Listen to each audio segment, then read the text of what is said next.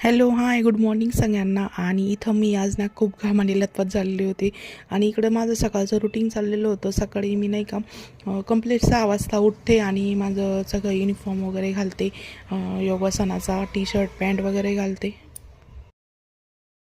ती. आणि अचानक सकाळी त्याचं पोट वगैरे दुखायला लागलं होतं. त्याला जुलाबानं उलट्या संगत झाल्या. काय सांगू कसं काय झालं. त्याने रात्री काय खाल्लं. रात्री तर आमचं साधं साधं जेवण राहतं. आणि त्याच्यानंतर इकडं मी चहा करायला घेतला होता आणि चहा खूप छान झालेला होता. आणि म्हणलं मी काही दिला नाही चहा, त्याला ऑलरेडी ॲसिडिटी झालेली होती. आणि काय खाल्लं होतं शाळेमध्ये काही माहीतच नाही. आणि म्हणलं कशाने आजारी झाला काय वगैरे ते नंतर आता पुढे मुलांचं माहिती ना तुम्हाला, काय खाता शाळेत सांगत नाही घरी. आणि इथं मी मटकी करायला घेतली होती आणि याला इतके छान असे मोड आलेले होते आणि खूप असे मस्त झाली होती मटकी बरं का. ही मटकीला मोड मी घरीच आणले होते आणि मी काही विकत्रीची मटकी वगैरे आणत नाही. मी घरीच भिजवते आणि त्याला मोड आणते. खूप छान लागते.